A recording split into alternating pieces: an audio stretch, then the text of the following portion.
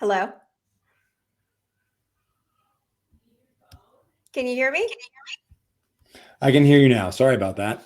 That's okay. I saw you staring, but I'm like, I'm not getting a response. How are you? I'm doing really well. How are you eating?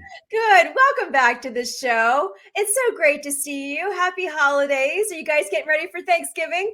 Yes, we are. I'm looking forward to it. I have a quick trip to Florida starting on Saturday, coming back on Monday or Tuesday. I don't recall. But then after that, no more travel before the holidays. So I'm looking Oh, forward to getting that done. good. What part of Florida are you going to? Fort Atlanta? Lauderdale. Oh, nice. Very nice. I love That should be a Florida. good trip.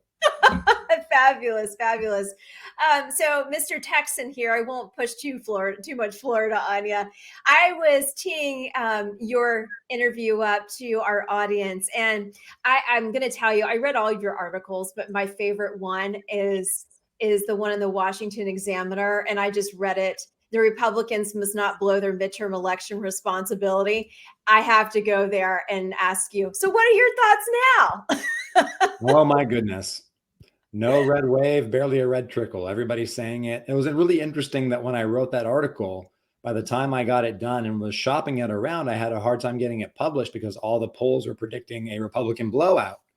And so thankfully, the Examiner ran it, and turns out candidate quality matters, running smart campaigns matters. And so all those hopes that the GOP had did not only materialize, but frankly made them look pretty silly. How can you not beat an incumbent party when there's a stagnant economy, 8% inflation, geopolitical turmoil, pretty much everything that could be going wrong is going wrong, and still voters wouldn't give the opposition party a mandate? That's got to tell you something. It says a lot. I have to ask you this, and I know that we hadn't talked about this before the show, but I have to ask you, you know, what are your thoughts on Trump, from the other night? I mean, it seemed kind of lackluster, and I've asked people on the show to send me their comments, but I haven't seen too many people excited. It was an unusually policy focused address for Trump, who's usually much more personal and energetic. But yeah, I think it fell flat. A lot of people are commenting it just doesn't seem like it used to. It's not new, it's not fresh. It seems like we're going on for a sequel of a show that really should have been canceled 2 or 3 seasons ago. I just don't think people are excited about it anymore. It's not going to make the same impact that it did in 2015. Well, I saw DeSantis say to reporters the other day, just chill out a little bit. But, DeSantis, and I am a huge fan of DeSantis, and everybody who watches the show is fully aware of that. His speech the other night, winning Florida, and he didn't need a political cult to endorse him and go along with him on the campaign. And yet he still won. And so the energy I saw there spoke volumes to me. It's like a young Jack Kennedy and his family at the very forefront, and maybe a glimmer of hope for the American people. What do you say to that? The results really speak for themselves, don't they? To the extent that there was anything like a red wave, it happened in Florida. I think Yes. that tells you something with Governor DeSantis at the top of that ticket for the statewide races, the successful effort to make sure that you get more representative congressional districts that still return many Republicans at the national level, Mhm. Republican success for the state house. All these things are going right. And I Mhm. think that tells you that Governor DeSantis has stumbled across, well, I won't say stumbled across, has actually purposefully pursued a Yeah. message that turns out to be something that voters definitely want to hear. Mhm. You obviously have to wonder about 2024 ambitions, and some people are worrying that this is peaking too early. We do have quite a few days left. We have something like 700 days left before the Oh, next you counted. presidential Okay. election. So you don't want to run out of the gate too fast, but at the same time, Yeah. it's hard to look at that success and see that as anything other than a good reason for optimism. Yeah, exactly. Well, I read the whole article to the audience as we were transitioning, and there's a couple points I want to highlight with you, and I wanted to ask you about. It goes back to the political cult piece that you said. Dear GOP, you've picked your candidates, including for crucial Senate races, based on personality cult rather than political competence. Millions of people are counting on you to right the ship of the state, reversing the national sclerosis that defines the past 2 years. When you said that, it hit me right between the eyes because I live in this battleground state of North Carolina, and the senator elect had Bud. And I sat there, and having run for state house, I was in the same circles as him.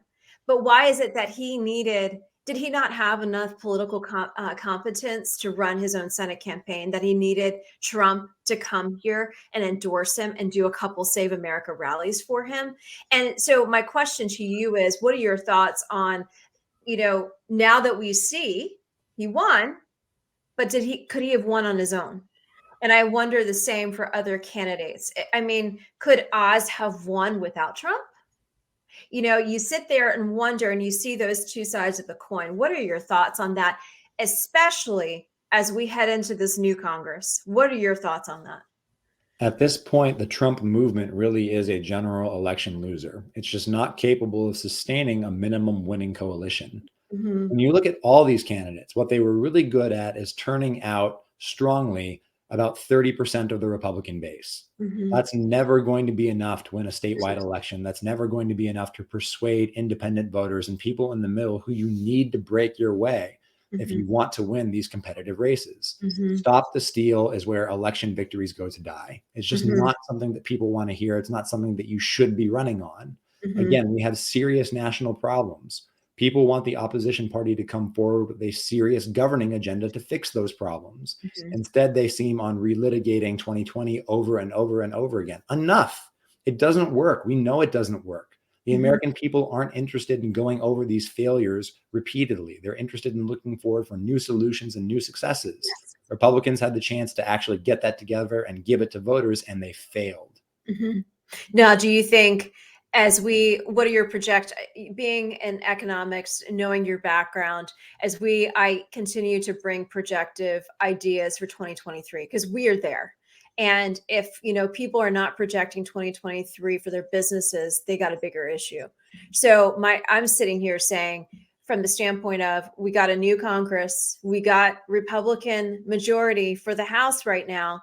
What are your thoughts for 2023 projections from a federal standpoint, and I want to bring it back. I want to bring it back to the kitchen table discussions.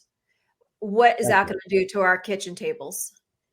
The best thing that a GOP House does is it stops the worst of the legislative agenda that might be coming from Democrats. Obviously, there's a lot that President Biden and his administration can do unilaterally. The president has a lot of authority to govern via executive orders, something that I'm not terribly fond of, but that seems to be the current results of the system. Yes, we can and should change that, but that's not on the table right now.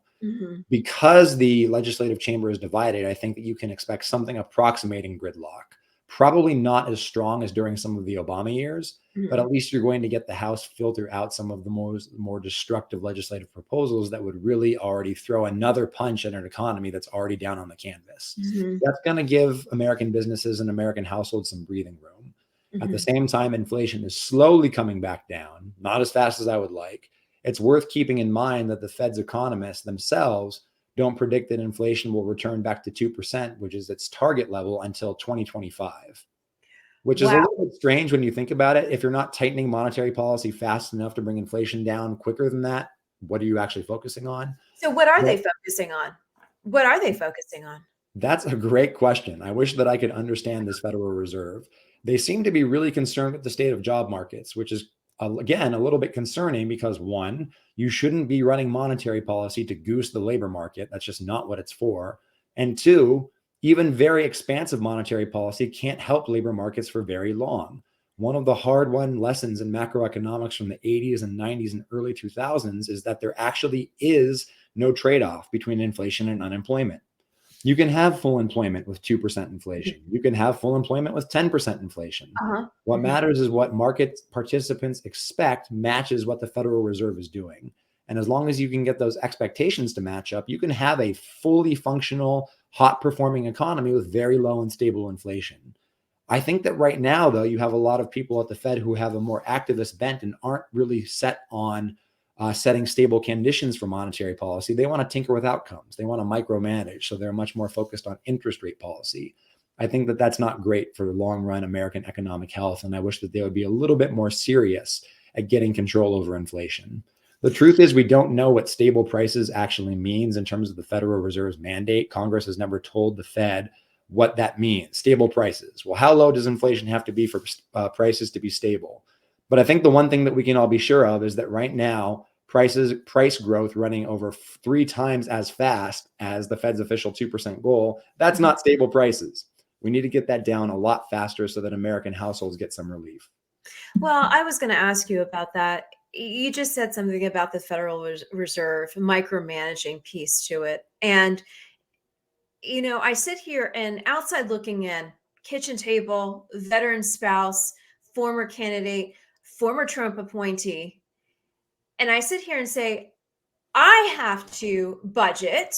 I have to keep a balanced budget for our household. But yet, those screwballs up in Washington don't have to.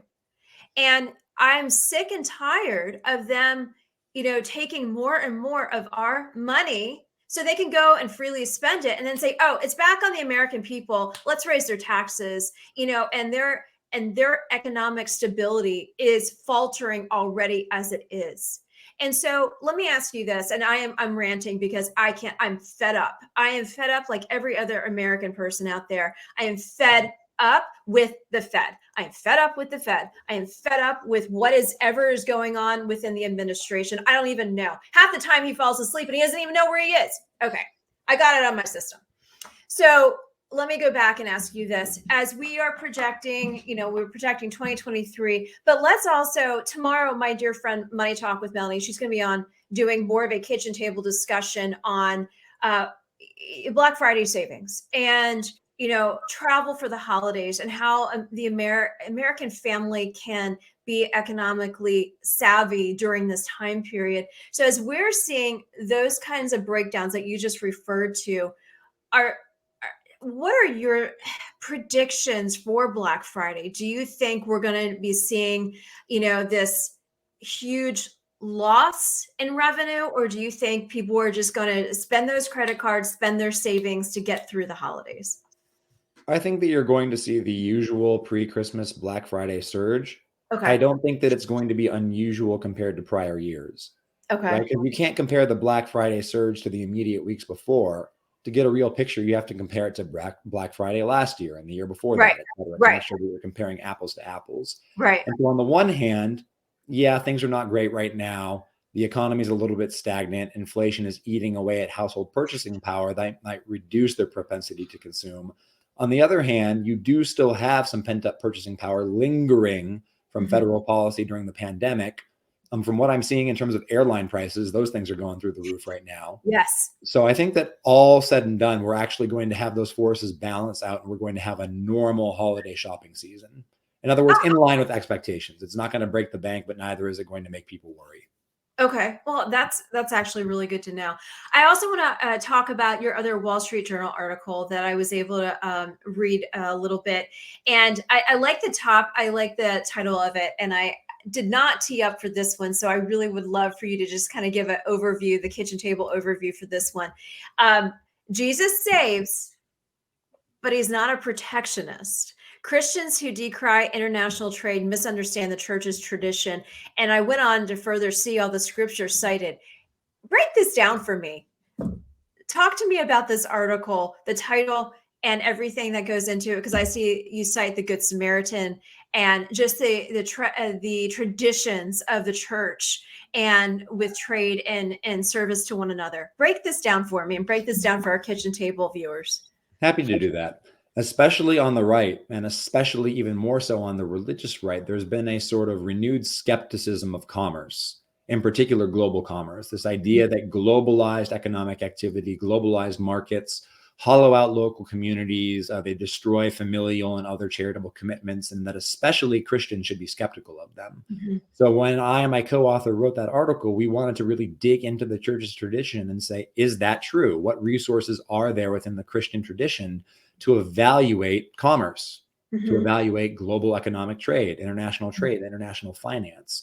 And although scripture, church teaching is replete with warnings about the corruptive effects of wealth, it's actually dangerous to be wealthy. Like nobody disputes that. Right. And by the way, by ancient standards, all of us are fabulously rich. So that's something that should make us all very uncomfortable. Yes. Getting back to the main theme, when the church fathers, when scripture is talking about this idea of being neighborly, when we're talking about international economic activity, commerce across political boundaries, the default tone and opinion is actually one of cautious optimism. Mhm. This idea that God has divided the human populations and divided the Earth's natural resources in a way that would actually make us dependent on one another, in a Mhm. way that would actually make it possible for us to engage in mutual commerce to mutual advantage, to bring us close to one another. Mhm. Commerce is a way for people who do not know each other personally to nonetheless behave charitably towards each other. And Mhm. so by having that coming together, by having that charitable economic activity across international lines, and to clarify, by charitable, I don't mean like charitable giving. I mean the Christian virtue of love, like Yeah. devotion of the will to the good of another person. Mhm. By actually having that activity, we can actually bring communities together, lessen political tensions, and actually recognize our universal brotherhood. So Mhm. it's simultaneously true that the church, on the one hand, is very skeptical about wealth and its effects on one's soul.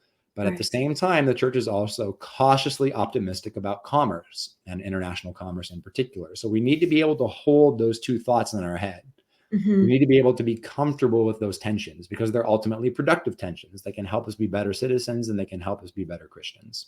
Do you think the modern day church even resonates with this thought process and this how you presented in the article? Do you think the modern day church is even remotely acceptable of this, or what are your thoughts on the modern day church? Because what I see in the modern day church is, having grown up in the church, having been the granddaughter of a pastor, having been raised in an independent fundamental Bible church. I've seen a transformation over time in the churches where it is not like it used to be. It is not the olden days. They are more and more setting apart, um, to the point where I've heard many people say, and those in the Christian faith say, they're taking down the American flag. They're taking down the Bible flag because they don't even want to even be associated with that. And they're not talking about the issues of taboo. They're not talking about what is happening in our culture and being Christians to be able to speak in the public square. So what are your thoughts on that? If we're defining as the church the global body of Christian believers, I Mhm. think that there's actually a lot of internal divisions in those communities over how you approach these issues. Mhm. A lot of them are still very much traditional 1980s sort of rah rah go for it. Other Yeah. ones have been more skeptical. You're absolutely right. For my own part, I'm actually okay with the church being a little less politically engaged. Yeah. I worry about associating too much the kingdom of God with the kingdoms of this world. And I'm certainly worried about ascribing to the United States a specific providential mission. That makes me deeply uneasy. But at Yeah. the same time, I don't like people who want to steer the church away from being a public witness. One Mhm. of the church's roles is prophetic.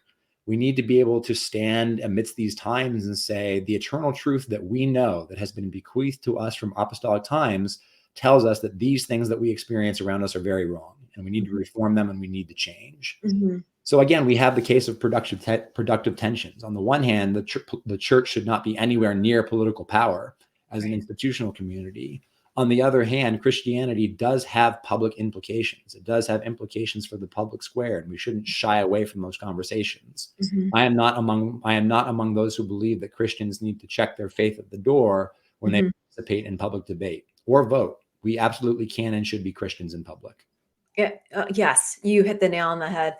On that note, I am going to just thank you for being here. I absolutely love your work. I love your writings. I love having you here, here at Common Sense America. I just love the content that you bring. Alexander William Salter is an economics professor at Rawls College of Business at Texas Tech University. And his first book, also, I recommend going out and getting Money and the Rule of Law: Generality, Predictability, and Monetary Institutions. It's a #1 bestseller on Amazon. So if you have a chance, go pick that up, especially as we are preparing for the holiday season. And you can find him at Wall Street Journal, Newsweek, Fox News Opinion, and National Review. Alexander, thank you so much. Happy Thanksgiving to you and your family. Safe travels to Florida. Make sure you get back to Texas. Same, Eden. God bless you and yours. Oh, thank you. You too. I'll see you soon. I look forward to many more articles and having you come back. So we'll see you soon. Bye-bye. Absolutely. Take care. For all those who are tuning in, this is Common Sense America. I am Eden Hill.